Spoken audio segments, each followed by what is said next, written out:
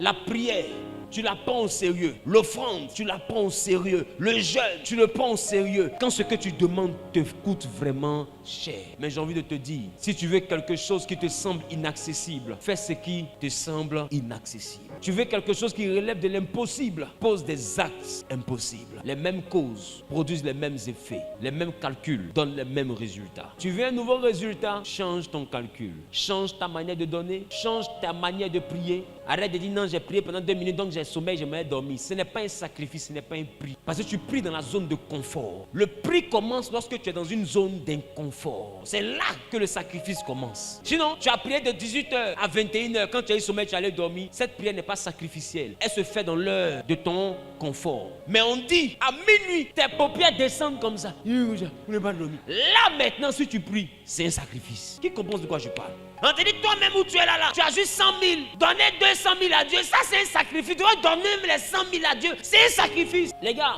dans le monde spirituel, rien ne s'obtient dans la gratuité. Apprenez à payer le prix. Que ce soit en termes de prière, en termes de jeûne, en termes d'offrande.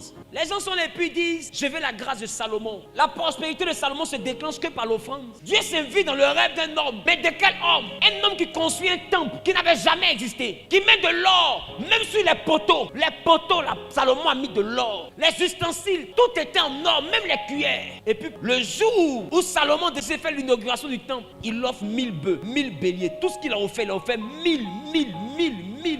Regarde la dimension sacrificielle de Salomon. La Bible dit le même soir, Dieu s'invite dans son rêve et dit à Salomon, demande-moi tout ce que tu veux. Il y a des dimensions qu'on n'obtient pas tant que tu ne peux pas sacrifier. Beaucoup de personnes m'ont vu ici, pendant les dimanches, je payais du sac de riz. Après les 200 personnes, ils venaient prendre ici, qui se rappelle de ça? Chaque dimanche, sans cotisation, je faisais ces choses. Quand les gens me regardent, non, il veut montrer qu'il a l'argent, je suis intelligent, je connais les principes. C'est pourquoi je suis sûr d'une chose, je ne peux pas être pauvre. Parce que tout obéit à des principes. Tu veux la gloire de Salomon et puis tu avares comme Harpagon. Ça ne peut pas marcher. Pour dire à Dieu, Seigneur, bénis-moi comme Salomon. Sois capable de poser les actes que Salomon a posés. Pourquoi tu prends sa réussite et puis tu ne prends pas son sacrifice? Pourquoi? Donc quand tu regardes les éléments dans la Bible, tu dois être capable de chercher à comprendre quel est le niveau de sacrifice qu'il te faut pour atteindre une dimension. Mais dans tous les cas, chaque niveau que tu veux atteindre demande un autre niveau de sacrifice. Si tu as payé le prix jusqu'à devenir millionnaire, que tu aspires maintenant au milliard, tu vas constater qu'à un moment donné, il y a comme un plafond qui te bloque dans un niveau. Ce qui débloque, c'est un nouveau sacrifice. Il y a un acte que tu dois poser. Même dans le monde, les occultistes présentent ces choses. Les gens vont, ils commencent à être poulet. À un moment donné, il veut devenir plus fort. Quand il va consulter, on lui dit, non, c'est plus une affaire de poulet maintenant, c'est une affaire de quoi? C'est une affaire de mouton. Et il est dans la dimension du mouton. Quand il voit qu'il est fatigué, ce que le mouton donne, on dit, non, maintenant, si tu veux ça, il faut bœuf. Remarquez, pour débloquer un niveau, on te demande toujours un sacrifice supérieur. Pourquoi toi, tu veux être dans les mêmes 100 francs, 25, tes doigts, même, il y a œil dessus. On dit, c'est tant d'offrandes, tu mets ta main comme ça dans ton sac, tu touches, ça c'est 500, ça c'est 1000 francs. C'est-à-dire que tes doigts en révélation, tes doigts. Le jour où tu as donné 10 000 à Dieu, c'est action prophétique. Or, dans le péché, tu ne te vois pas donner 10 000 à Lingo. Dehors, hein. Toi le même qui donne 500 toujours à Dieu, 100 francs à Dieu. Dehors, tu payes mèche 200 000. Tu te jures les durs quand il dit gardez la monnaie. Dans le monde. Quand tu finis ça le samedi où tu pètes les champagnes, dimanche matin tu arrives, fais une offrande à Dieu, 500. Parce que Dieu c'est le sauvage de l'histoire au fait. C'est ça. Tu lui donnes des miettes et puis lui te rend grand. C'est ça. Mais le DJ qui bouffe ton argent, la fille qui bouffe ton argent, elle va te lever, elle te trompe pour compléter. Va où? Et puis dans quelques mois, tu seras son ex. Et puis ça ne chauffe pas. Qu'est-ce que tu ne comprends pas? Là où se trouve ton cœur, c'est là où se trouve ton trésor. Et là où se trouve ton trésor, c'est là-bas que tu as fait le sacrifice. Quelle est la valeur du spirituel dans ta vie? Moi, j'investis dans les choses spirituelles. Je n'ai pas peur des choses spirituelles. Et le spirituel me le rend bien. Je parle? Amen. Dis avec moi la loi du sacrifice. La loi du sacrifice. Tu veux aller à un autre niveau? Fais un sacrifice d'un autre niveau.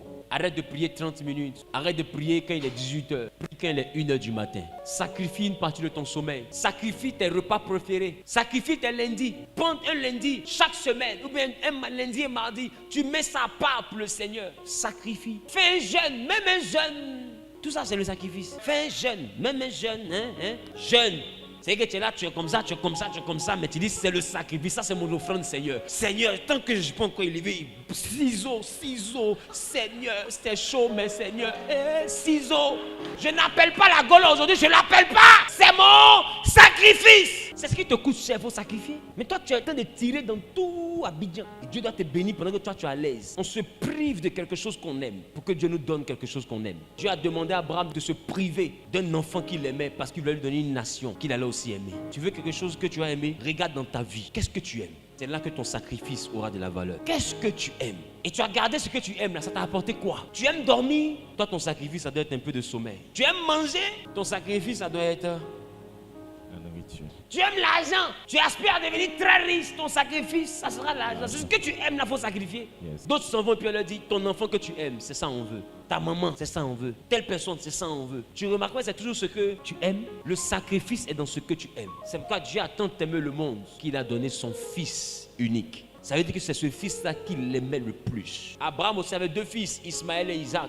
Mais Dieu a appelé Isaac le fils unique d'Abraham. Pourquoi? Parce que Dieu a précisé en disant, ton fils, ton unique. C'est qui le rend unique? Celui que tu aimes. C'est l'amour d'Abraham pour Isaac qui rend Isaac unique en son genre. Ce n'est pas un unique fils, ce n'est pas un fils unique, mais c'est un fils pour qui il a un amour unique. Aucun de ses fils ne peut être égalé à Isaac. Jacob avait plusieurs fils, mais quand il a perdu Joseph, Jacob ne s'est plus retrouvé. Lisez la Bible. Parce que c'est son enfant qu'il aimait. Il lui a donné une robe multicolore. Parce que c'était son enfant chéri. Le premier enfant qu'il a eu avec la femme qu'il aimait. Donc quand il voit Joseph, il se rappelle de l'amour qu'il a pour sa mère. C'est cet enfant-là qu'on lui a arraché. La Bible dit que Jacob était dans un état second. Mais quand il a vu les chars que Joseph avait envoyés, son esprit se ranima. Quand il a vu que Joseph était encore en vie, Jacob a repris goût à la vie. Parce que Joseph était l'élément qui portait le cœur de Jacob. Donc à quoi ton cœur est attaché? Prive-toi de ces choses pour avoir ce que ton cœur aime. Sans sacrifice, le spirituel ne donne aucune réponse. Que ce soit chez Dieu, que ce soit chez le diable, la loi du sacrifice est inévitable. Seul le sacrifice te donnera un niveau.